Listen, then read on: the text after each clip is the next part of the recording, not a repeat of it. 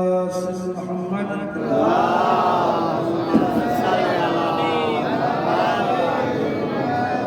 وآل الطيبين الطاهرين المعصومين المظلومين ولعنة الله على أعدائهم أجمعين من الآن إلى قيام يوم الدين. أما بعد فقد قال الله تعالى في محكم كتابه المبين وهو أصدق القائلين وقوله الحق. بسم الله الرحمن الرحيم.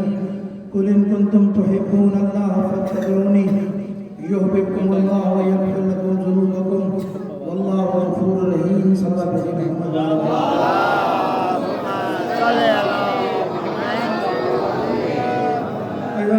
سب سے پہلے تو علماء کرام کی خدمت میں، آپ تمام لوگوں کی خدمت میں امیر المومنین کی ولادت باعزت کے موقع پر ہدیہ تقریب پیش کرتا ہوں اور خدا متعال کی بارگاہ میں دعا کروں کہ پروردگارہ علی کی عظمت کے صدقے میں یہ جو مومن یہاں بیٹھے ہیں تجھے علی کی عظمت کا واسطہ، علی کی بلندی کا واسطہ، ان کی جو بھی حاجات ہے اپنی بارگاہ میں قبول و مقبول فرما. اور یقین کیجئے کہ جس طرح آج خوشی کا دن ہے، عید کا دن ہے، جس طرح آپ زمین پر علی کی ولادت کا جشن منا رہے ہیں، اسی طرح آج فلک پہ بھی ملائکہ علی کا جشن منا رہے ہیں. تو جشن کا ماحول اور مجلس کا ماحول بالکل الگ الگ ہوتا ہے. تو آپ جشن کو جشن کی طرح سنیں گے، میں جشن کی طرح پڑھوں گا انشاءاللہ تعالی. اور جہاں آپ نے خاموشی اختیار کی، میں بھی دعا دے کر آپ کو چلا جاؤں گا. ایک بار صلوات بھیجیے محمد.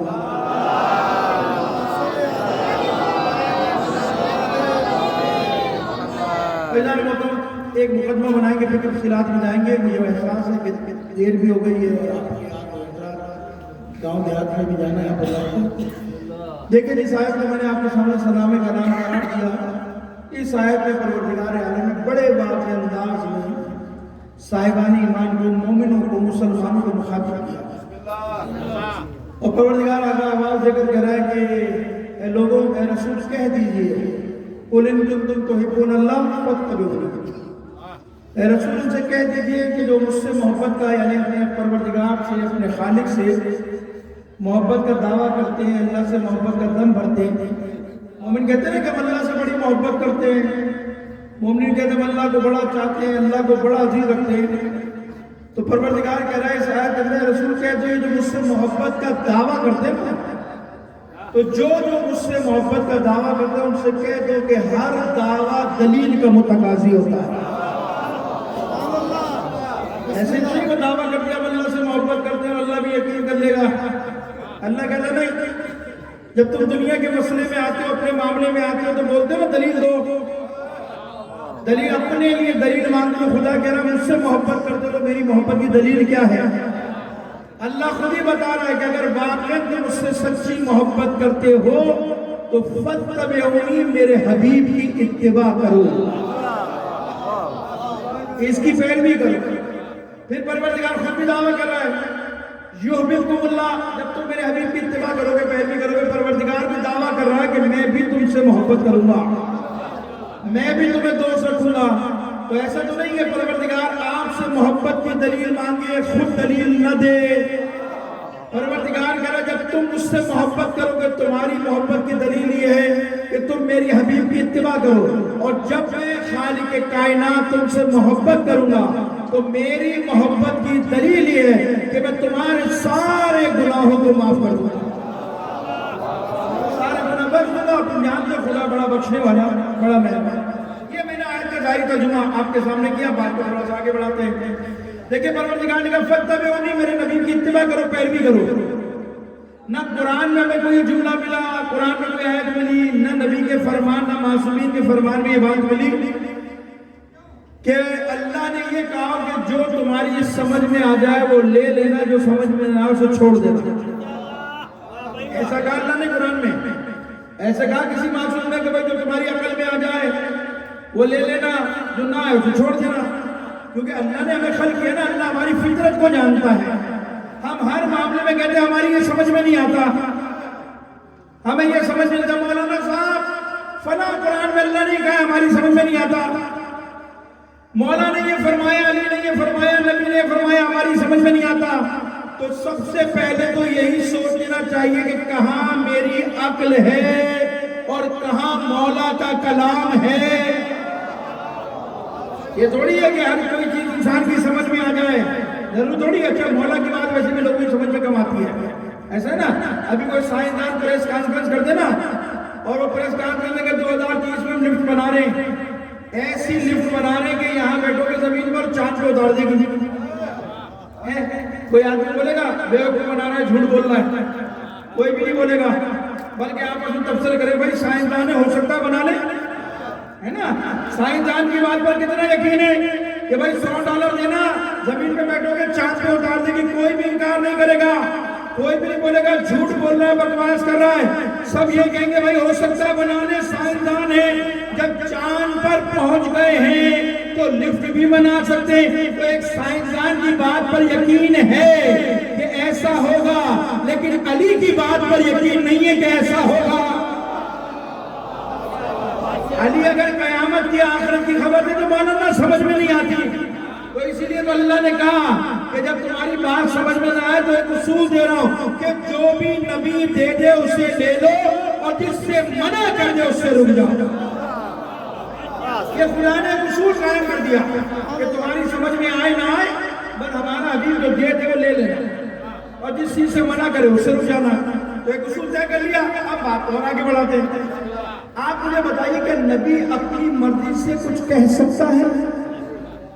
نبی اپنی مرضی سے کچھ دے سکتا ہے؟ ایسا تو نہیں، میں اور آپ تو آزاد ہیں، جو مرضی چاہے بولے، جو مرضی چاہے کرے، کوئی پابندی نہیں ہے۔ تو نبی آزاد ہے کیا؟ نبی اپنی مرضی سے بول سکتا ہے؟ نبی اپنی مرضی سے کوئی عمل کر سکتا ہے؟ نہیں، نبی کوئی اختیار نہیں ہے کہ وہ اپنی مرضی سے کچھ کہے، اپنی مرضی سے کچھ بولے، اپنی مرضی سے کوئی عمل کرے، نبی کو اختیار نہیں ہے۔ بلکہ نبی جب بھی قیام کلام کرے گا، وَمَا يَنطِقُ عَنِ الْهَوَىٰ إِنْ هُوَ إِلَّا وَحْيٌ يُوحَىٰ، ہمارا نبی کچھ کہتا ہی نہیں ہے مگر وہ کہتا ہے کہ جو اللہ کی وحی کے مطابق ہوگا۔ یہ اللہ اصول بتا رہا ہے، یہ ابھی میں مقدمہ بنا رہا ہوں، پھر تفصیلات میں جائیں گے۔ یہ اللہ اصول بنا رہا ہے، اصول کہ ہمارا نبی کچھ بھی نہیں کہے گا، اپنی مرضی سے کوئی بات نہیں کرے گا، جو بھی گفتگو کرے گا، جو بھی کلام کرے گا اللہ کی وحی کے تابع ہوگا۔ تو جب اللہ وحی کے تابع ہوگا تو نبی کی اپنی مرضی ہوگی نہیں، جو کلام کرے گا اللہ کی مرضی سے کرے گا۔ عمل کر سکتا ہے؟ عمل بھی نہیں کر سکتا۔ قرآن کہہ رہا وَمَا تَشَاءُونَ إِلَّا أَن يَشَاءَ اللَّهُ، یہ کچھ کرتے ہی نہیں ہے مگر وہ جو خدا چاہتا ہے۔ ان کا کلام بھی خدا کی مرضی سے ہے، ان کا عمل بھی مرضی کے مطابق ہے۔ اور پھر اللہ نے نبی کو یہ مقام عطا کیا کہ قرآن میں واضح اعلان کر دیا وَمَا رَمَيْتَ إِذْ رَمَيْتَ وَلَكِنَّ اللَّهَ رَمَىٰ، اے حبیب یہ کنکریاں، یہ پتھر آپ نے نہیں مارے، آپ کے اللہ نے مارے۔ یعنی اللہ نے نبی کو یہ مقام عطا کیا کہ فعل نبی کا ہے، خدا کہہ رہا یہ میرا ہے۔ ایسا ہی ہے نا، یہاں تک بات واضح ہو گئی۔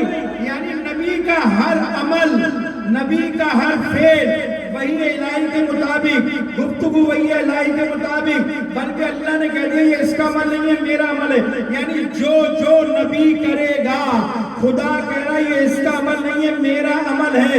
اے مسلمانوں میں تم سے سوال کرتا ہوں کہ جو نبی نہ اپنی مرضی سے کچھ کہنے کی طاقت رکھتا ہو، جو نبی اپنی مرضی سے نہ کوئی عمل کرنے کا اختیار رکھتا ہو، تو مجھے بتاؤ اگر غدیر میں علی کو ہاتھوں پہ بلند کر کر نبی کہہ رہا ہو من کنت مولا وفہذا علی مولا، یہ نبی کا عمل نہیں ہے، اللہ نے اعلان کرایا ہے کہ نبی علی کی ولایت کا اعلان کر دیا۔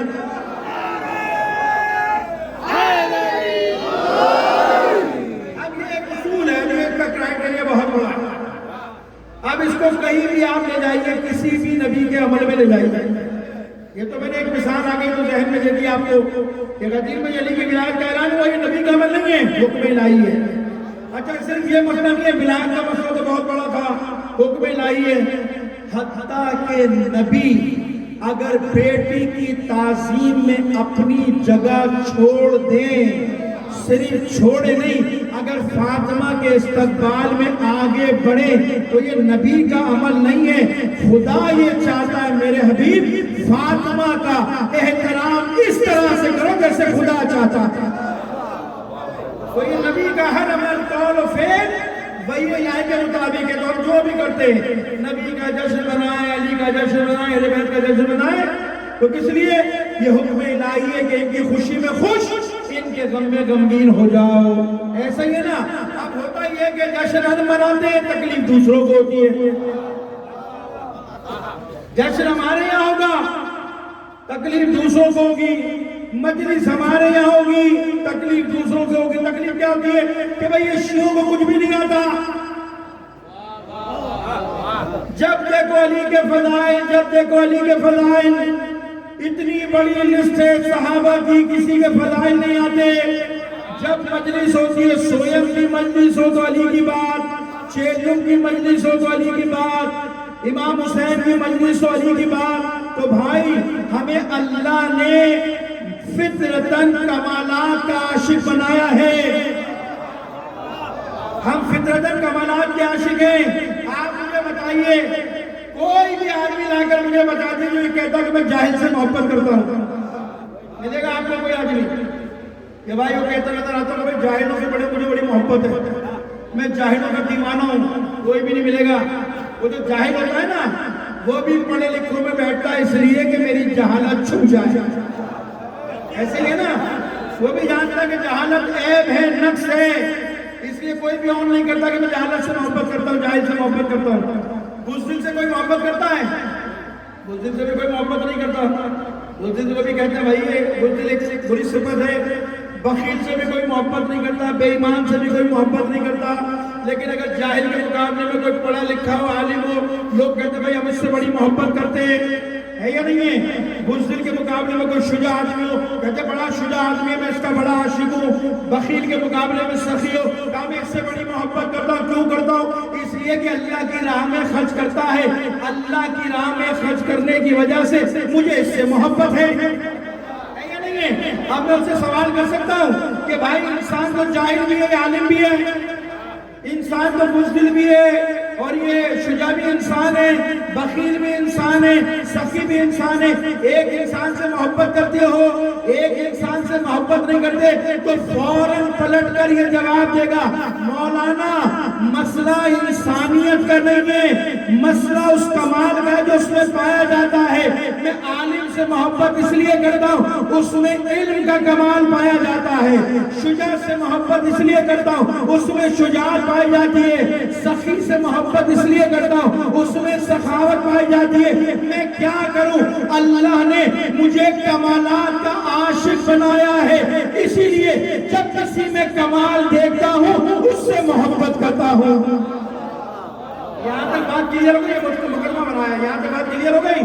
یعنی انسان کی فطرت میں اللہ نے کمالات کو محبت، کمالات سے محبت کرنا، کمالات کا عشق کرنا فطرت میں رکھا ہے، اس لیے ہمارا آپ کمالات سے محبت کرتے ہیں۔ اب یہ میں ان کو جواب دے رہا ہوں کہ جو لوگ ہم پر اعتراض کرتے ہیں شیعوں کو کچھ نہیں ملتا، جب تک علی کے فضائل، جب تک علی کی فضیلتیں، جب تک علی کی بات، وہ احمقوں کی دنیا میں رہتے ہو، یہ اعتراض ہم پہ کیوں کرتے ہو؟ یہ سوال خدا سے کرو کہ اللہ نے سارے کمالات کو علی بن ابی طالب میں کیوں رکھ دیا تھا؟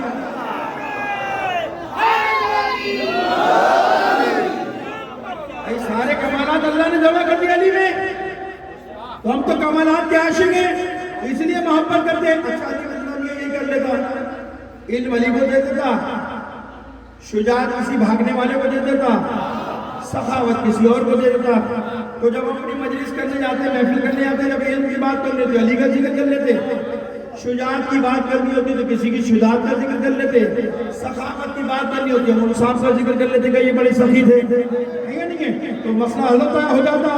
علم کے موقع پر علی کی بات، شجاعت کے موقع پر کسی اور کی بات، سخاوت کے موقع پر کسی اور کی بات۔ لیکن اللہ بھی کیا کرے، اللہ بھی نہیں چاہتا تھا کہ انسان در در کی ٹھوکریں کھاتا گھومے۔ اللہ نے سارے کمالات کو علی جمع کیا، اور صرف جمع نہیں کیا، قرآن میں نبی کو کہا اے نبی کہہ دو مجھے اجر رسالت کے عوض دنیا کی کوئی چیز نہیں چاہیے، بس اتنا اجر چاہیے کہ میرے علی سے اہل بیت سے محبت کرو۔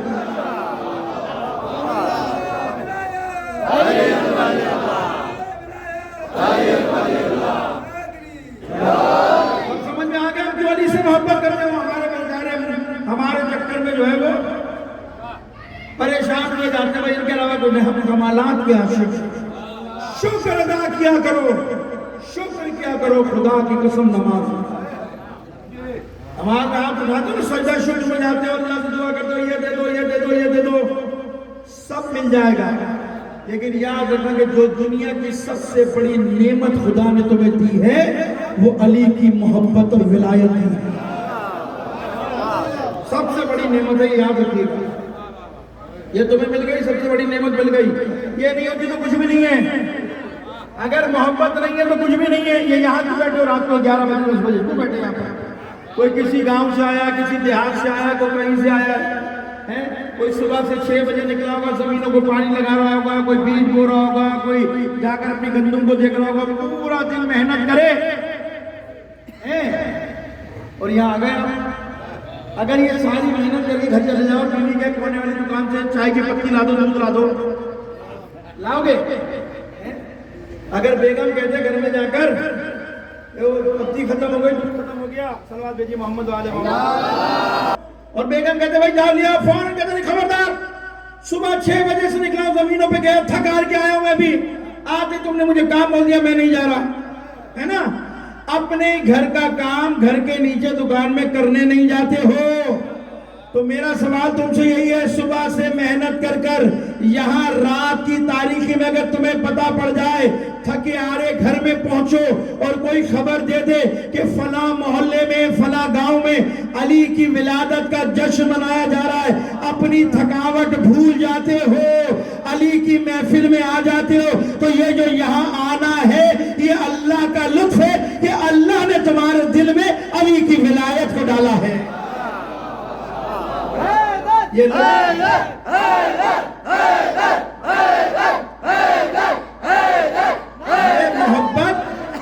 یہ محبت لطف الہی ہے کہ اتنی تھکاوٹ کے بعد اس محفل میں آ کے بیٹھے ساری تھکاوٹ ختم ہو گئی، فریش ہو جاتا ہے انسان۔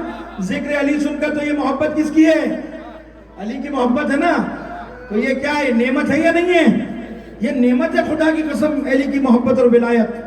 میں نے پیغمبر کی حدیث پڑھی ہے، جب خدا کسی بندے سے محبت کرتا ہے، جب خالق کسی سے محبت کرتا ہے تو اس پر احسان کرتا ہے۔ یا رسول اللہ کیا احسان کرتا ہے؟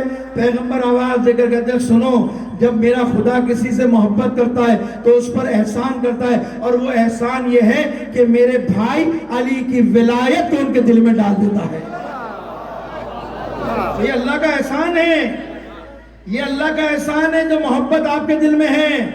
فخر کیا کرو اپنی والدین کو، اپنے ماں باپ کو دعائیں دیا کرو کہ اللہ نے تمہاری انہوں نے تربیت تمہاری ایسی کی ہے کہ تم آج اس محفل میں بیٹھے ہو، اس کے بڑے اثرات ہیں۔ اب بات کو آگے بڑھاتا ہوں اور نتیجے کی طرف چلتے 2 حدیثیں پڑھ کے 3 حدیث دیکھیے۔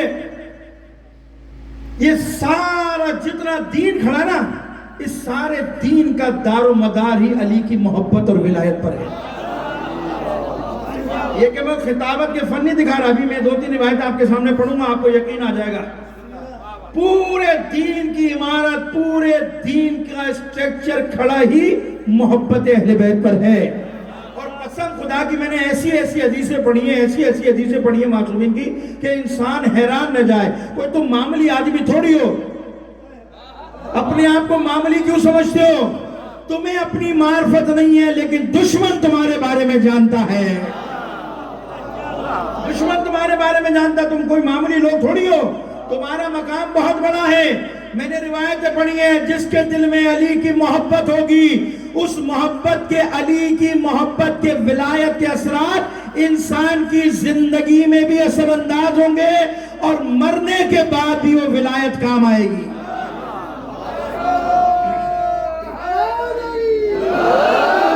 یعنی زندگی، مرنا، جینا سب میں ولایت کے اثرات ہیں. اب ایک اثر دنیا کا سنیے، ایک آخرت کا. ہم سب گناہگار ہیں یا نہیں ہیں؟ سب خطا کار ہیں یا نہیں ہیں؟ جانتے ہو اس محبت کا اثر کیا ہوگا؟ ہر انسان گناہ کی توبہ کرتا ہے، اللہ میاں بخش دے. یہاں بھی دعا مانگو گے تو اللہ قبول کرے گا، معاف کر دے گا علی کے صدقے میں. ہے یا نہیں ہے؟ لیکن میں نے پیغمبر کی حدیث پڑھی، میں حیران رہ گیا. پیغمبر کی حدیث یہ کہ فرماتے کہ جس کے دل میں علی کی محبت ہوگی، جس کے دل میں، اور یہ روایت جناب سیدہ کے بارے میں بھی ہے، جس کے دل میں علی کی محبت یا میری بیٹی فاطمہ کی محبت ہوگی، پیغمبر کہتے ہیں خدا کی قسم اسے موت نہیں آئے گی، وہ نہیں مرے گا، مگر یہ کہ پہلے اسے خدا توبہ کی توفیق دے گا، پہلے وہ گناہوں کی توبہ کرے گا، پھر خدا اسے موت دے گا.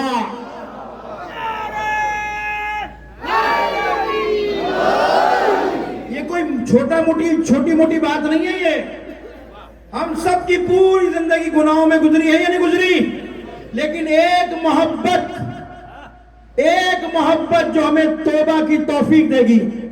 جب کسی نے آ کر پوچھا تھا نا گناہگار نے مولا سے، چھٹے امام سے، تو امام نے کہا تھا اللہ ولی الذین آمنوا یخرجوا من الظلمات الی النور. اللہ مومنوں کا ولی ہے، وہ کیا کرتا ہے؟ لوگوں کو ظلمات سے نکال کر نور کے راستے پر لے آتا ہے. یعنی ہم گناہ کرنے کی وجہ سے، امام کہتے ہیں تم نے جو گناہ کیا نا ہمارے ماننے والوں میں، اس گناہ کا اثر یہ ہوتا ہے کہ وہ نور کے دائرے میں ہوتا ہے. لیکن جب گناہ کرتا ہے اللہ اسے نور سے نکال کر وہ اپنے گناہوں کی وجہ سے اندھیروں کے راستے میں چلا جاتا ہے، ظلمت کے راستے میں چلا جاتا ہے. تو اس نے پوچھا مولا پھر اس کا کیا ہوگا؟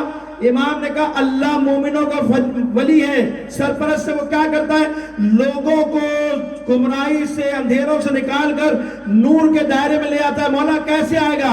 امام کہتے ہیں خدا کی قسم ہماری محبت اور ولایت جو ہمارے ماننے والوں کے دل میں ہے، اللہ ہماری ولایت کے صدقے میں ان کو توبہ کی توفیق دے گا. یہ توبہ کریں گے، خدا انہیں اندھیروں سے نکال کر پھر نور کے دائرے میں لے آئے گا.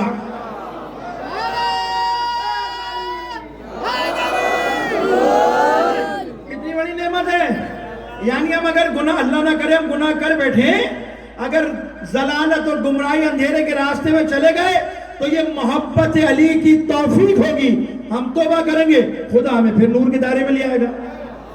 پھر اگلی آیت کا بھی جو ٹکڑا ہے والذین کفروا اولیاءہم الطاغوت، کہ جنہوں نے کفار کو اپنا ولی بنایا، سرپرست بنایا، وہ کیا کرتے ہیں؟ وہ انہیں نور سے نکال کر ظلمات میں لے جاتے ہیں. اس نے سوال کیا مولا اس سے مراد کافر ہیں؟ امام نے کہا کافر تو نور کے دائرے میں آیا ہی نہیں تھا، کافر تو کبھی نور کے دائرے میں آیا نہیں تھا، تو اندھیرے میں کیسے جائے گا؟ مولا اس سے مراد کیا ہے؟ امام کہتے ہیں سنو، اس سے مراد وہ لوگ ہیں جنہوں نے اسلام قبول کیا تھا، اسلام قبول کرنے کی وجہ سے نور کے دائرے میں آئے تھے. تو مولا پھر یہ اندھیروں میں کیوں چلے جائیں گے؟ امام کہتے ہیں خدا کی قسم اسلام قبول کر کر نور کے دائرے میں آئے تھے، لیکن جب ہماری ولایت کا انکار کیا خدا انہیں نور سے نکال کر اندھیروں میں لے گیا.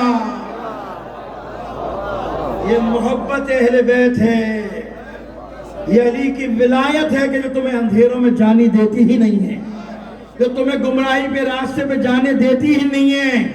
تو جی تو خدا کی نعمت ہے کہ نہیں ہے؟ اور آخرت کا اثر سنو. نمازوں میں بیٹھ کے مولانا سے کہے تو مولانا دعا کرو ہماری قیامت کے دن نجات ہو جائے، ہماری شفاعت ہو جائے. مصلی پہ روتے ہو، اللہ میاں روز قیامت شفاعت دے دے، شفا کر دے. اللہ روز قیامت علی کے ساتھ ہمیں محشور کر دے. شفاعت مانگتے نہیں مانگتے؟ میں نے تو عجیب روایت پڑھی ہے، عجیب روایت پڑھی. پیغمبر کہتے ہیں سنو میرے ماننے والوں، علی کے چاہنے والوں، روز قیامت جب علی کا ماننے والا خدا کی بارگاہ میں محشور ہوگا، جو ولایت اور محبت کے ساتھ محشور ہوا، روز قیامت خدا اس ایک ایک علی کے ماننے والے کو، علی کے چاہنے والے کو، شیعہ کو یہ اختیار دے گا کہ ایک ایک شیعہ 100 خاندان کی شفاعت کرے گا. ایک شیعہ. ہم اپنی شفاعت کے لیے پریشان ہیں، مولا انتظار کر رہے ہیں میری محبت کے ساتھ آؤ تو صحیح، پھر تمہیں میں اپنی طاقت قدرت دکھاؤں گا کہ علی کے اختیارات کیا ہیں. تو ایک ایک شیعہ 100 خاندان کی شفاعت کرے گا نہیں کرے گا؟ اچھا اب سوال یہ کہ سارے 100 کے خاندان کی کریں گے، آپ نے 100 کی، آپ نے 100 کی، آپ نے 100 خاندان کی، آپ نے 100 خاندان کی، پوری دنیا میں کروڑوں شیعہ ہیں، اب یہ سب ایک دوسرے کی شفاعت کر کے جنت میں چلے جائیں گے، ہے نا؟ اچھا روایت میں یہ نہیں کہا کہ جو سینئر شیعہ ہوگا، یعنی سینئر سے مراد آفیسر ہوتا ہے نا، جب سینئر ہو جاتا ہے اس کی پوسٹ بڑھ جاتی ہے، اس کے اختیارات بڑھ جاتے ہیں، بھائی انہوں نے 20 سال کام کیا سرکاری، اب ان کی پوسٹ میں اضافہ ہو گیا، 7 میں آئے تھے اب 21ویں میں چلے گئے، ان کے اختیارات بڑھ گئے، تو اس میں یہ نہیں لکھا روایت میں کہ 100 سال کے سینئر شیعہ ہو جاؤ گے یا خاندانی سید ہوگے تو اختیار ملے گا، نیا شیعہ ہوگا اس کو نہیں ملے گا، روایت میں کوئی جملہ ایسا نہیں ہے، روایت میں بالکل واضح بات ہے، اگر مرنے سے پہلے بھی چند لمحے پہلے علی کی ولایت دل میں آ گئی تو مطمئن رہو روز قیامت علی تمہیں شفاعت کا حق دے گا۔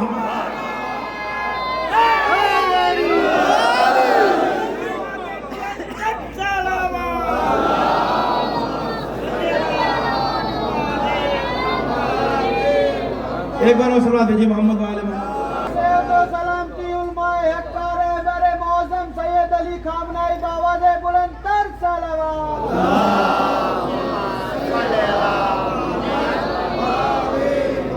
اور ان روایتوں کا بھی شک نہ کرنا، لیس من شیعتنا من انکر اربعۃ شیعہ، خود معصوم نے کہا وہ ہمارے شیعوں میں سے نہیں ہے جو 4 چیزوں کا انکار کرے، اس میں سے ایک چیز ہے شفاعت، جو ہم اہل بیت کی شفاعت پر شک کرے وہ ہمارے شیعوں میں ہو ہی نہیں سکتا۔ شیعہ شفاعت تو ہوگی، اب سوال یہ پیدا ہوتا ہے سب نے شفاعت کی، سب چلے گئے جنت میں، ہم تو ہو گئے مطمئن جنت میں چلے گئے، ہے نا؟ یہ جہنم کس کے لیے بنی ہے؟ بھائی جہنم میں بھی تو کوئی جائے گا نہیں جائے گا؟ بھائی ہم جہنم کو مانے نہ مانے جہنم حق تو ہے نا، دنیا میں مانو نہ مانو مرنے کے بعد تو علاقے یاد دلایا جائے گا، ان الجنت حق و نار حق، دنیا میں نہیں جانتا تھا لیکن سن لے جنت بھی حق ہے جہنم بھی حق ہے یا نہیں ہے؟ تو جب جہنم جنت حق ہے تو جہنم بھی حق ہے، تو جنت میں علی کے ماننے والے چلے گئے، اب جہنم میں کون جائے گا بھائی؟ تو یہ فیصلہ بھی دنیا میں ہوگا، جس طرح جنت میں جانے کا فیصلہ آپ کا دنیا میں ہوا کہ علی کی محبت کے ساتھ میرا وہ جنت میں جائے گا، دنیا میں فیصلہ ہو گیا نہیں ہو گیا؟ تو جو جہنم میں جائے گا اس کا فیصلہ وہاں نہیں ہوگا، اس کا فیصلہ بھی دنیا میں ہوگا۔ اسی لیے پیغمبر نے فرمایا یا علی خدا کی قسم اگر لوگ تیری محبت پر ولایت پر جمع ہوتے خدا جہنم کو خلق ہی نہ کرتا۔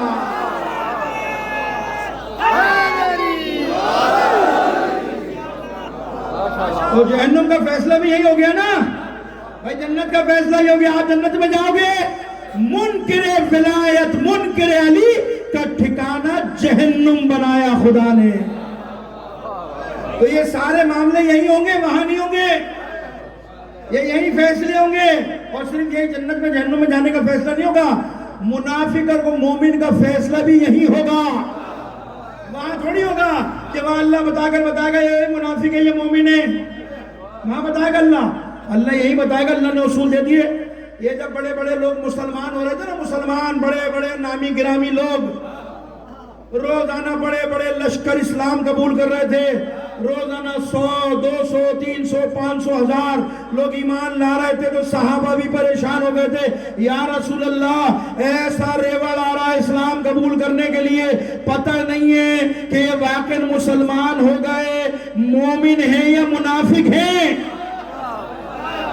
اتنے لوگ آئے کہ صحابہ پریشان ہو گئے کہ یا رسول اللہ کیسے پہچانے، یہ تو سارے کلمہ پڑھ کر مسلمان ہو رہے ہیں، مومن ہونے کا دعویٰ کر رہے ہیں، اب کیسے پہچانے؟ ان کے ماتھے پہ تو نہیں لکھا کہ یہ واقعی سچا مومن ہے یا منافق ہے؟ تو نبی نے کیا اصول دیا؟ نبی نے یہ نہیں کہا اپنے صحابہ کو جب یہ نماز پڑھ رہے ہو تو دیکھ لینا، اگر نماز صحیح پڑھ رہے تو سمجھ لینا مومن ہے، غلط پڑھ رہے تو منافق ہے۔ یہ نہیں کہا قرآن کی تلاوت سن لینا، اگر صحیح قرآن پڑھے تو مومن ہے، غلط پڑھے تو منافق ہے. یہ نہیں کہا وضو کرتے ہوئے دیکھ لینا صحیح وضو ہو تو مومن ہے, غلط ہو تو منافق ہو. نہیں کہا ان کو سب کو جمع کر کر ایک محفل رکھنا, اس محفل میں میرے بھائی علی کا ذکر کرنا. اگر چہرے کھل جائے تو مومن ہے, اگر چہرے لٹک جائے تو پکے منافق ہے.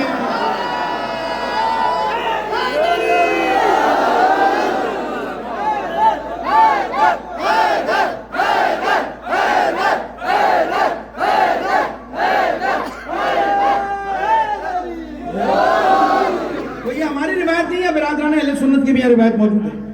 صحابہ کہتے ہیں کہ جب ہمیں منافق اور مومن کی پہچان کرنی ہوتی ہے, ہم علی کا ذکر چھیڑ دیتے تھے. وہ ذکر چھیڑنے سے پتہ پڑ جاتا تھا, نسلیں کھل جاتی تھی. اس کا شجرہ کیا ہے یا نہیں ہے؟ تو دنیا میں فیصلہ ہوا نہیں منافق اور مومن کا. اور سناؤ ایک روایت, صلوات بھیجیے محمد و آل محمد کو.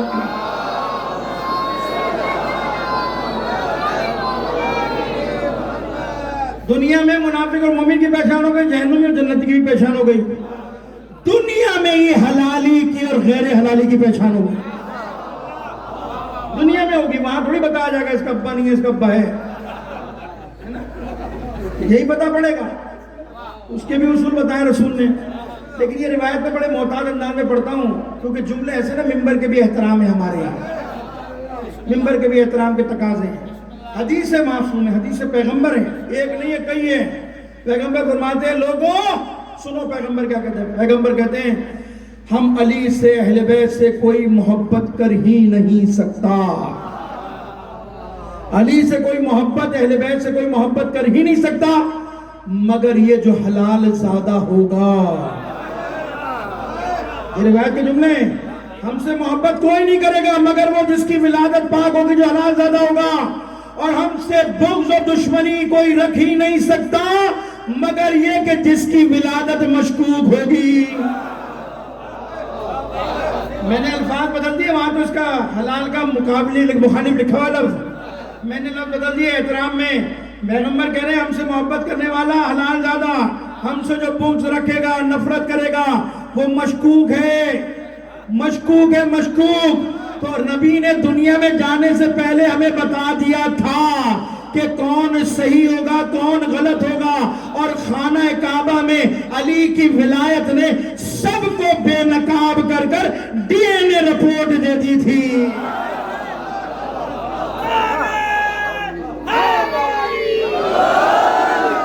اب رپورٹ سنیے, وہ رپورٹ کیا ہے, اصول دیا رسول خدا نے دنیا میں, تو ہوگا کیا. اب روایت ذہن میں نا کہ جو ہم سے محبت کرے, علی سے محبت کرے, وہ کون؟ حلال زادہ. جو بغض و عداوت رکھے وہ کون؟ پتہ ہی نہیں ہے کون ہے نا. اب آئیے, جب مولا کائنات خانہ کعبہ میں پیدا ہوئے تو یہ واقعی ایک بڑا عجیب و غریب ہے نا. دیکھیں یہ افضل ہیں تو لوگ کہتے ہیں یہ نبی کی انبیاء کی توہین کرتے ہیں.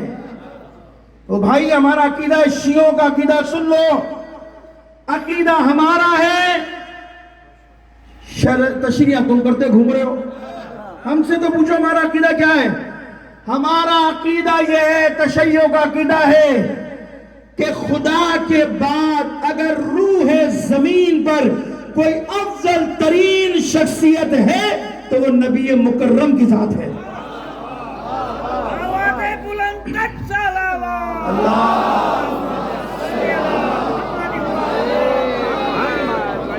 یہ تشیع کا عقیدہ ہے, اپنے عقیدوں کو بھی صحیح کر لو.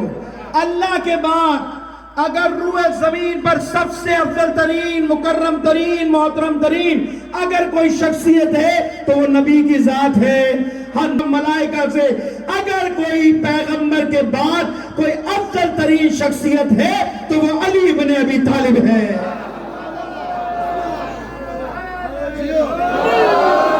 یہ ہمارا عقیدہ ہے, ہمارا عقیدہ ہے نبی کے بعد اگر کوئی افضل ترین شخصیت علی بن ابی طالب ہے. اور اس کی دلیلیں رکھتے ہیں, قرآن میں بہت ساری دلیلیں موجود ہیں, کبھی موقع ملا تو بتاؤں گا.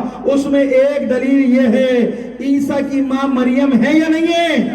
اللہ کی جب ولادت کا وقت آیا تو اللہ نے مریم سے کیا کہا, مریم یہ میرا گھر ہے, سچا کھانا نہیں ہے, یہاں سے فوراً باہر نکل جاؤ. تو لکھا، قرآن نے بھی لکھا کہ کھجوروں کے جھنڈ کے درمیان مریم نے عیسیٰ کو جنا تھا یا نہیں جنا تھا؟ لیکن جب فاطمہ بنت اسد خانہ کعبہ میں داخل ہوئی ہے، اپنے آپ کو دیوار کعبہ سے مس کر دعا کیے، پروردگارا تجھے اس مولود کا واسطہ جو میرے شکم میں میری مشکل کو آسان کر دے، تو اللہ نے یہ نہیں کہا تھا فاطمہ بنت اسد یہ میرا گھر زچہ خانہ نہیں ہے، یہاں سے چلے جاؤ۔ ادھر دعا ہوئی، ادھر اللہ نے کعبے میں در قائم کر دیا۔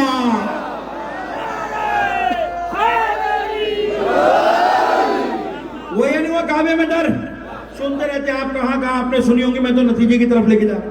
اچھا یہ بھی دیکھیے، یہ جناب فاطمہ بنت اسد ہیں، یہ نہیں ہے۔ ابھی ایک پلر یہاں گر جائے نا ادھر کا، مجھ سمے سارے چھلانگ لگے کے بھاگیں گے یہاں سے، یہ نہیں ہے، بھاگے گا بھائی چھت گرنے والی ہے، مولانا بھاگو جان بچاؤ، ایسے ہی ہوگا نا۔ اچانک اگر کوئی واقعہ ہو جائے تو گھبرا جاتا آدمی۔ وہ اللہ کے گھر میں دعا مانگ رہی ہیں، اللہ نے دعا کی، وہیں دھڑ کر کے کعبے کی دیوار پھٹی، نہ خوف ہے نہ ڈر ہے نہ واپس پلٹی ہے، دیوار پھٹی اندر چلی گئی۔ اس کا مطلب ہے کہ خدا ان پر الہام کر رہا تھا، فاطمہ بنت اسد جانے کی ضرورت نہیں ہے، تو نے دعا کی، اس علی کے صدقے میں نے اپنے گھر کو کھول دیا۔ چلی گئی، دیوار برابر ہو گئی، ہو گئی نہیں ہو گئی؟ اب دیوار برابر ہو گئی تو اس وقت سوشل میڈیا تو نہیں ہے سوشل میڈیا، نہ واٹس ایپ ہے نہ موبائل ہے نہ فیس بک ہے نہ انسٹاگرام ہے نہ ٹک ٹاک، کچھ بھی نہیں ہے۔ عرب کے بدھو ہیں سارے بیٹھے ہوئے، ایک نے دیکھا یہ کیا ہوا، گھبرا گیا، یہ کیا ہوا کہ کعبے کی دیوار پھٹی اور جناب فاطمہ بنت اسد ابو طالب کی زوجہ اندر چلی گئی، وہ گھبرا گیا، جن کے لیے دیوار پھٹی وہ اندر چلی گئی، جس نے دیکھا وہ گھبرایا، محلے میں بھاگا، غضب ہو گیا غضب ہو گیا غضب ہو گیا۔ بھئی کیا ہو گیا؟ کہا میں نے دیکھا فاطمہ بنت اسد کھڑی تھی، دیوار کعبہ شک ہوئی، وہ اندر چلی گئی۔ اب سب پریشان ہو گئے، انہوں کی بات ہو گئی نا، اب ایک کو خبر ملی دوسرے کو ملی، سب اپنے فیملی کو خاندان کو لے کے خانہ کعبہ میں آ کر بیٹھ گئے۔ یہ ہوا کیا؟ اب یہ دیکھیے اللہ کی حکمت ہے، اس زمانے میں سوشل میڈیا ہوتا ہے، فوٹو بنا کے چلا دیتے آپ، دنیا میں پہنچ جاتی، لیکن اللہ نے ایسی علی کی ولایت کا منظر کھینچا کہ قیامت تک مسلمان انکار کرتا رہے لیکن انکار نہیں کر سکتا کہ میں نے نہیں دیکھا تھا کہ علی کی ماں کعبے میں گئی تھی۔ کوئی نہیں کہہ سکتا، سب نے لکھا، شیعہ سنی نے، کسی نے انکار نہیں کیا، چلی گئی۔ اب سارا مکہ جمع ہو گیا، ابو طالب کو آ جانا چاہیے تھا، ابو طالب غضب ہو گیا، کیا ہوا؟ فاطمہ تمہاری زوجہ اندر چلی گئی ہے۔ ابو طالب بھی گھبرا جاتے کہ یہ بھائی کیا ہوا؟ چابی ان کے پاس تھی، سیڑھی لگا کے خانہ کعبہ کا دروازہ کھولتے، فاطمہ بنت اسد کو لے آتے، یہ اندر سارا منظر بتاتے، چابی تو انہی کے پاس تھی نا۔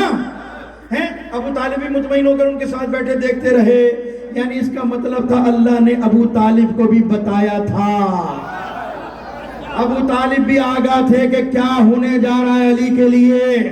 تو بس عزیزو 3 دن تک مسلمان بیٹھے رہے۔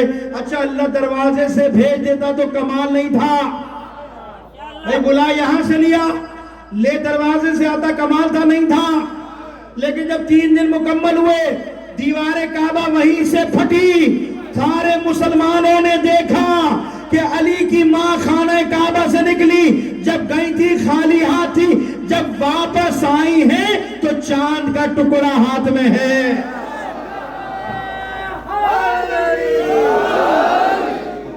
سمجھ میں آ گئی یہاں تک بات؟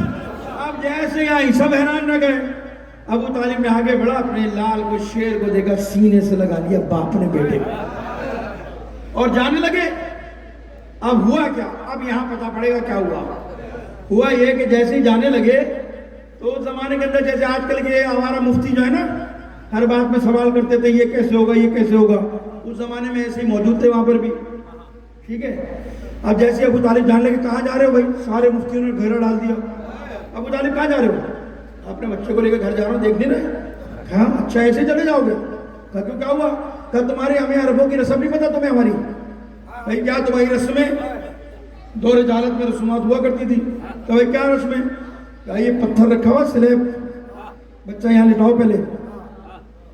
اس زمانے کے اندر جب کسی کے گھر میں بھی ولادت ہوتی تھی نا تو بچے کو لایا جاتا تھا, اس پتھر پر لٹایا جاتا تھا, اژدہا نکلتا تھا کہاں سے؟ پہاڑ سے. اگر اسے ڈنگ مار دے, ڈس لے تو بچہ مشکوک, اماں ابا مشکوک. سمجھ گئے نا مشکوک کون ہوتا ہے؟ مشکوک. اور جسے اژدہا چھوڑ کر چلا جائے بچہ بھی حلال زادہ, ماں باپ کی بھی عزت و احترام کا نہیں جانے دیں گے, یہاں لٹاؤ, ایسے تھوڑی جانے دیں گے تمہیں, یہ تو ہمارا دستور ہے. اب یہ روایت کا جملہ نہیں, یہ میرا جملہ ہے.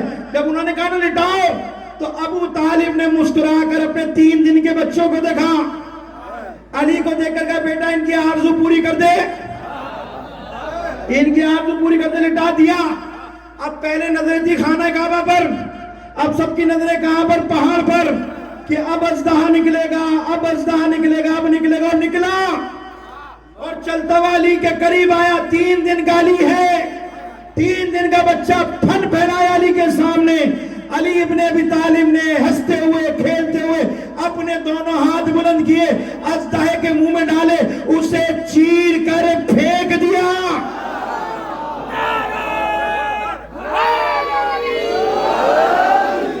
پھینک دیا چیر کر. ابو طالب نے پھر اپنے بچے کو گود میں لیا, پیار کیا, سینہ چوڑا ہو گیا, آرزو پوری ہو گئی تمہاری. اب جانے لگے, پھر سب نے کھیل لیا, مفتیوں نے, سارے پادریوں نے. اب کہاں جا رہے ہو؟ اب کیا ہوا؟ تمہاری آرزو پوری تو ہو گئی, حشر بھی تم نے دیکھ لیا, کیا ہوا؟ نہیں, اب اور بڑا مسئلہ ہو گیا, قیامت آ گئی. کہا کیا ہو گیا؟ کہا بہت بڑی مشکل ہو گئی ہے. کہا کیا مشکل ہو گئی؟ کیا قیامت آ گئی؟ کہ آج تک تو ہم اس اژدہا کے ذریعے معلوم کرتے تھے کہ کون حلالی ہے کون نہیں ہے. تیرے بچے نے وہ میزان ہی ختم کر دیا, وہ اوزان ہی مار دیا. اب کیسے پہچانیں گے کہ کون حلالی ہے اور کون نہیں ہے؟ برابر میں محمد مصطفیٰ کھڑے تھے, مسکرا کر کہتے اب تمہیں اژدہے کی ضرورت نہیں ہے, اب علی آ گیا ہے. جو علی سے محبت کرے وہ حلالی ہے, جو علی سے بغض رکھے وہ کوئی اور ہے.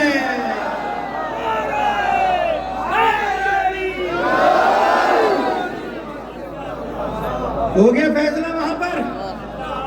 کیا کہا پیغمبر نے؟ جو علی سے محبت کرے. وہی مشین لگا دی حلالی کی اور غیر حلالی کی, کہ اس پر پرکھ کر دیکھ لینا, علی کا ذکر کر کے دیکھ لینا, پتہ پڑ جائے گا, پتہ پڑ جائے گا. مزید میں نے کہا نا اس زمانے کے اندر نبی نے, یہ تو ڈی این اے کی آج مشینیں لگی ہیں نا, ہم نے 1400 سال پہلے نبی نے ہمارے لیے مشین لگا دی تھی کہ شیعوں پریشان مت ہونا, اگر کوئی کتا علی پر بھونکے تو پریشان ہونے کی ضرورت نہیں ہے.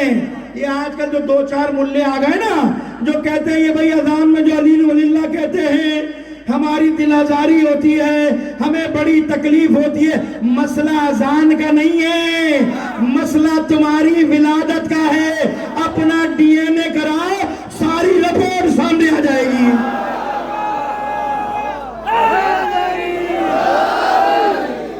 ایسا ہی ہے نا, جس کو دیکھو جب اعلان ہو علی ولی اللہ وصی رسول اللہ و خلیفہ, تو یہ کیا ہو رہا ہے بھائی اذانوں میں؟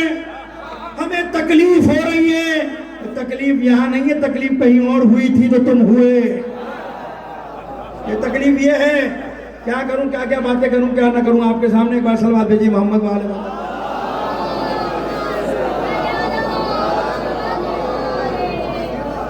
مطلب یہ بڑے پیدا ہو گئے آج کل, ان باتوں سے گھبرائے نہیں, کیا کریں. ابھی آج کل میں پھر دیکھ رہا تھا, پھر ایک کا بل پاس ہونا چاہیے, شیعہ میں دن میں 3 بار گالیاں بکتے ہیں, میناروں سے گالیاں بکتے ہیں.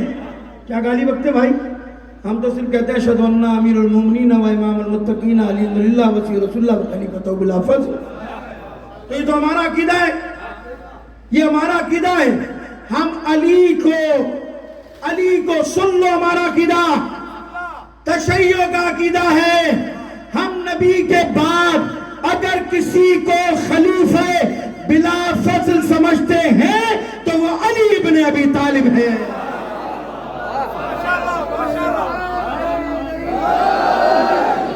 ہمارا عقیدہ تم جسے مانو, ہم نے تو اعتراض نہیں کیا بھیا, ہمیں اعتراض ہے. تم آٹھ بنا لو علی کے بعد, نبی کے بعد, ہمیں کوئی اعتراض تھوڑی ہے. تمہیں کوئی اعتراض ہے, ہمیں پریشانی ہے, تمہیں پریشانی ہوتی ہے. اچھا ہر چیز میں پریشانی ہے, میلاد کرو تو پریشانی ہے نا, اور اب ایام فاطمہ کرو تو پھر پریشانی. آپ نے دیکھا نا, آپ نے دیکھا بھی ایک پھر کتا بھونکا. ایام فاطمہ کیوں ہو رہے ہیں؟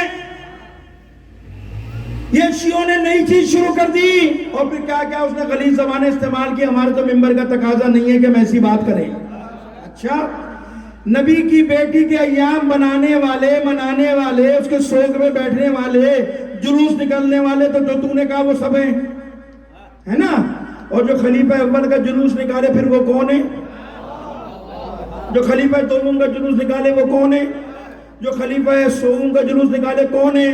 22 رجب آ رہی ہے, ماموں کا جلوس نکلے گا وہ کون ہے؟ تو ماموں کا, خالو کا, سب کا جلوس نکالو تو جائز ہے. میں نبی کی بیٹی کا جلوس نکالوں تو ناجائز ہے. تو سمجھ میں آیا, تمہیں نبی کی بیٹی سے مسئلہ نہیں ہے, تمہیں مسئلہ یہ ہے کہ جتنا نبی کی بیٹی کی شہادت کا ذکر ہوگا تمہارے بڑے بے نقاب ہو جائیں گے,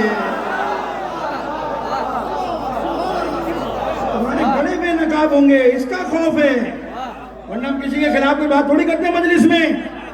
ایسے پیدا ہو گئے نا, بڑے بڑے مفتی آگے ان کو سوال لکھ کے دیتے ہیں, مولانا صاحب یہ بتائیے ہم یزید کو اچھا کہیں برا کہیں؟ سنتے رہتے نا سوشل میڈیا میں. اب وہ مفتی بھی, اچھا مشکل یہ ہے کہ اللہ نے جن کو ہمارا مخالف بنایا ان کی عقل بھی چھین لی ہے. ایسے جاہل ملے, ایسے جاہل, علی کے مقابلے میں بھی جاہل, علی کے ماننے کے والوں کے مقابلے میں بھی جاہل. بھائی فیصلہ کرو. اب جواب کیا دیکھ رہے, خبردار یزید کو برا نہ کہو, اچھا بھی نہ کہو. پھر کیا کہیں؟ اچھا بھی نہ کہو, برا بھی نہ کہو. کہ ہو سکتا ہے تم دنیا میں برا کہو آخرت میں اچھا نکل آئے, اور دنیا میں اچھا کہو آخرت میں برا نکل آئے, تو تم تو پھنس جاؤ گے. تو کیا کرے بھائی, بس خاموش رہو. ہمارا دین ہمیں خاموش ہونے کو نہیں کہتا, ہمارا دین تو خاموش پر لعنت بھیجتا ہے. ہم تو ہر شب جمعہ کربلا کی طرف رک کر کہتے ہیں فلان اللہ امتن قتلت کا, ولان اللہ امتن ظلمت کا, ولان اللہ امتن سمعت بذالکت فرضیت بھی.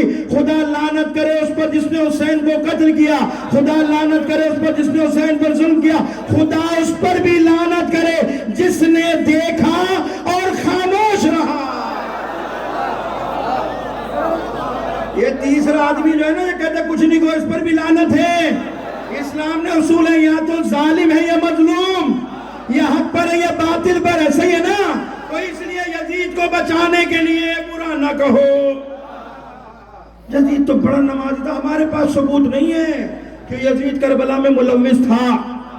سنتے رہتے ہو نا, اب آ گئے, کیونکہ بچانا ابا کو ہے. مصیبت یہ یہاں پر آ گئی ہے نا. برا نہ کہو, برا نہ کہو, بلکہ یزید تو بڑا نیک تھا. ہمارے پاس ثبوت ہے, روایت ہے, تاریخ میں یزید کا قتل نہیں شامل نہیں تھا قتل میں. یزید کو برا نہ کہو, یزید تو رضی اللہ ہے, یزید تو بڑا نیک ہے, یزید تو بڑا نمازی تھا, پارسا تھا. اچھا بھیا ہوگا, ہمیں کیوں سنا رہے ہو؟ اچھا یزید سے محبت وہ بھی نہیں کرتے, لیکن ہمارے بغض میں بلا وجہ میں بیچارے, ہمارا تکلیف اتنی ہے کہ یزید کو بھی ابا بنانے بیٹھ گئے ہمارے بغض میں. تو بھائی ہمیں یزید کو رضی اللہ مان لو, ہمیں کون سی تکلیف ہے, ہمیں کوئی پریشانی تھوڑی ہے. قرآن نے اصول دیا کل اناس بامامہم مبین. ہم ہر شخص کو جو دنیا میں جس کے پیچھے چلتا ہوگا, امام مانتا ہوگا, اس کے پیچھے قیامت کے دن اٹھائیں گے. قرآن نے کہا ہے نا, ہر شخص کو اٹھائیں گے اس کے امام کے ساتھ, اس کے پیشوا کے ساتھ. کون؟ جو دنیا میں جس کے پیچھے چلتا ہوگا. تو ایسا تو نہیں ہوگا کہ دنیا میں ظالم کے پیچھے چلے گا وہاں مظلوم کے ساتھ اٹھایا جائے گا, اگر یہاں مظلوم کے ساتھ چلے گا تو وہاں ظالم کے ساتھ. ایسا نہیں ہے, جو مظلوم ہوگا وہاں مظلوم کے ساتھ, جو یہاں ظالم کے ساتھ ہوگا وہاں ظالم کے ساتھ. یہ تو قرآن نے اصول دے دیا. اب تمہاری نظر میں یزید رضی اللہ ہوگا, نیک ہوگا, نمازی ہوگا, پارسا ہوگا, ہمیں کیا پریشانی ہے؟ ارے ہم تو تمہارے لیے دعا کرنے والے لوگ ہیں, ہم تو تمہارے حق میں علی کی ولادت کے دن دعا کرتے, پروردگارا یہ یزید اتنا نیک تھا, اتنا شریف تھا, اتنا ہی رضی اللہ تھا, تو ہم اتنی دعا کرتے پروردگار روز قیامت ان کو, ان کی اولادوں کو یزید کے ساتھ اٹھانا, ہمیں علی اور علی کی اولاد کے ساتھ اٹھانا.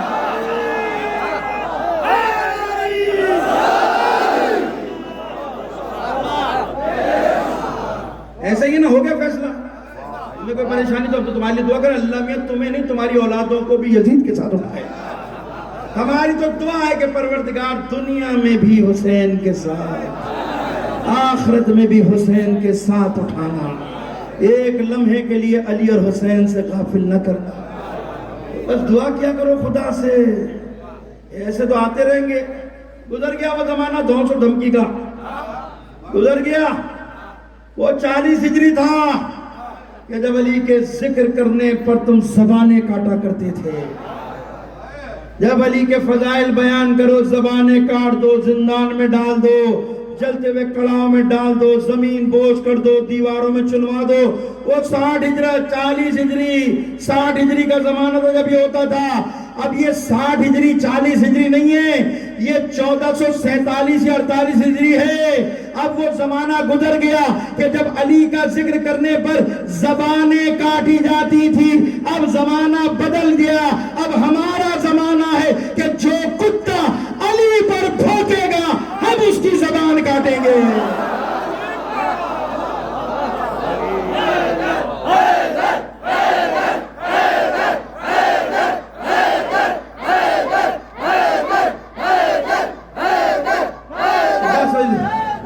ختم کر دیا میں نے اپنی بات, تو مت گھبرایا کرو.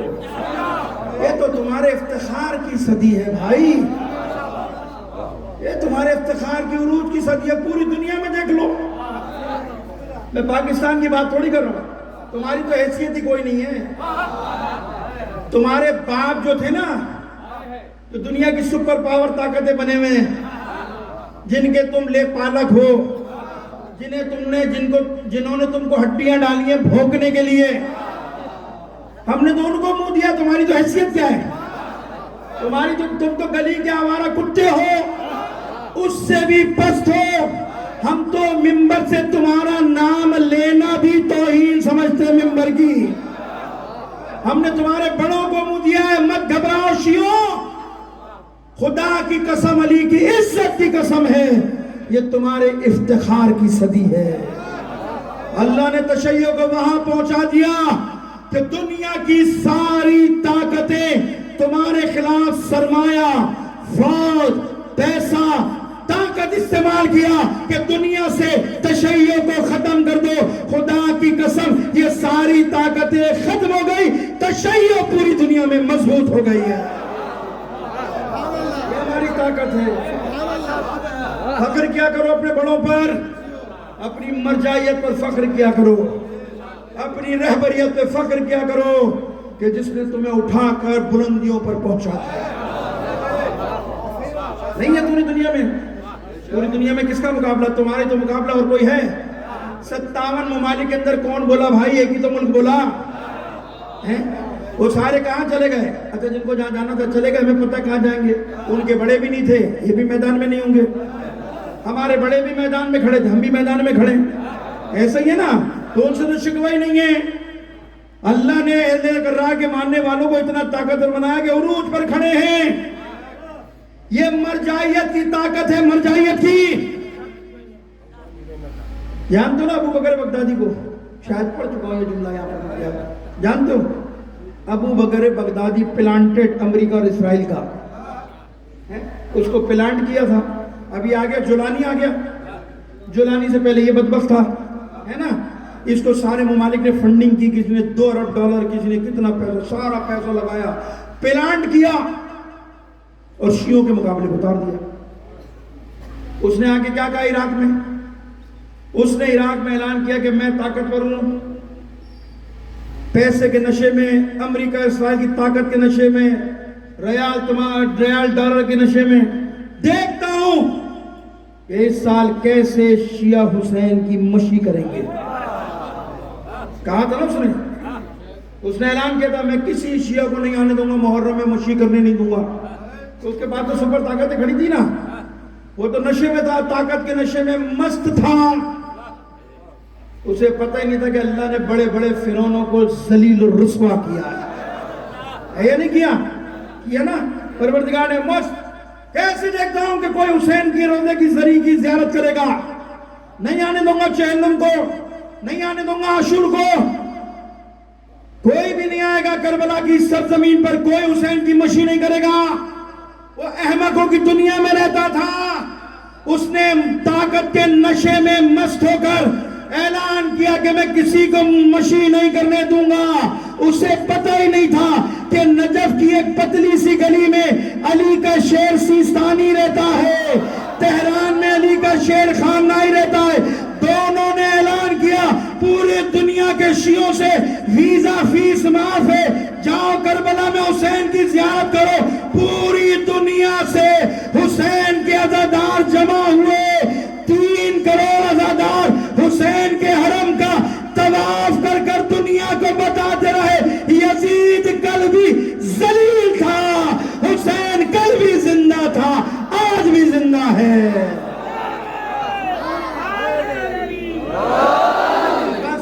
یہ ولایت کی محبت ہے، علی کی ولایت ہے جس نے تمہیں جرت دی ہے۔ بڑے تو بہت ساری قوموں کے بھی ہیں، ہے یا نہیں ہے؟ علی تمہارا بڑا تھوڑی ہے، لوگوں کے بڑے بھی ہیں، ان کو اپنے بڑوں پر ننگوار شرم آتی ہے۔ ہمیں تو علی پر فخر ہے کہ ہمارا مولا ایسا ہے، ہمارا آقا ایسا ہے۔ تو بس عزیزو، بس ختم کر دیا میں نے اپنی بات کو۔ دعا کیا کرو، آج دعا کی قبولیت کی رات ہے۔ آج کوئی معاملی عید نہیں ہے، کوئی معاملی شخصیت بار یہاں دنیا میں نہیں آ رہی ہے۔ پیغمبر نے اپنی بیٹی سے کہا، میری بیٹی جانتی، جب کسی نے آگے شکایت کی نا، بابا مدینے کی عورتیں کہہ رہی ہیں کہ تمہارے باپ نے علی کا انتخاب کیا جو غریب ہے، جب یہ آگے تو نبی نے جانتی کیا کہا؟ فاطمہ زہرا کو اپنی بیٹی کو سینے سے لگا، بیٹا ایسی بات نہیں۔ جب خدا نے سب سے پہلے کائنات بنانے سے پہلے کسی شخص کا انتخاب کیا تو تیرا باپ محمد تھا، میرا انتخاب کیا۔ اور اس کے بعد اگر دوسرا شخص خدا نے کوئی منتخب کیا وہ تیرا شوہر علی بن ابی طالب ہے۔ خدا نے کائنات کی افضل پیغمبر کے بعد میں نے کہا افضل ترین شخصیت کی آمد ہے۔ جتنی بڑی عید ہوتی ہے اتنی بڑی عید ہی ملتی ہے۔ خالی ہاتھ نہیں جاؤ گے، دل سے بیٹھ کر دل ہی دل میں جب توسل کرو گے، خدا تجھے علی کی عزت کا واسطہ، خدا تجھے علی کی منزلت کا واسطہ۔ اور سب سے بڑی دعا کیا ہونی چاہیے؟ سب مل جائے گا، میں نے کہا نا سب سے بڑی دعا جو آج عیدی لینی نا خدا سے، آپ کو مجھ کو ایک عیدی لینا، پروردگار جب سے پیدا ہوئے آج تک علی حسین کرتے آئے ہیں، پروردگار علی کی ولادت کے صدقے میں ایک عیدی مانگتے ہیں، اور وہ عیدی یہ کہ پروردگار مرنے سے پہلے ایک بار نجف میں علی کی قبر کی زیارت کرا دے، کربلا میں حسین کی زیارت کرا دے۔ یہ دعا ہونی چاہیے ہماری دعا۔ آج دعا کرو خدا کی بارگاہ میں، پروردگارہ تجھے ولی برحق کا واسطہ، تجھے اپنے مشکل کشا مظہر العجائب علی ابن ابی طالب کا واسطہ ہماری دعاؤں کو قبول فرما۔ پروردگارہ اس کی پرموشن رکی ہوئے، پروردگارہ تو سب کے دلوں کو حال کو جانتا ہے، تو علیم بذات صدور ہے۔ پروردگارہ ہم خالی ہاتھ ہیں، علی کی ولایت کا واسطہ دے کر دعا کرتے ہیں، پروردگارہ ہماری دعاؤں کو قبول فرما۔ پروردگارہ ہمارے مرحومین کی آج کے دن مغفرت فرما۔ پروردگارہ تیری بارگاہ میں دعا کرتے ہیں، خاص دعا کرتے ہیں پروردگارہ تشیع کو سربلندی عطا فرما۔ تشیع کے مقابلے میں جو بھی تکفیری کفر کی طاقتیں ان کو ذلیل اور رسوا فرما۔ پروردگارہ تیری بارگاہ میں دعا کرتے ہیں، اس میلاد کو، اس محفل کو منانے میں جس نے بھی دامے درہمے مال سے، شرکت سے، ذکر کے ذریعے اپنا حصہ ڈالا، روز قیامت علی کی شفاعت نصیب فرما، علی کے ساتھ محشور فرما۔ اور پروردگار خصوصی دعا ہے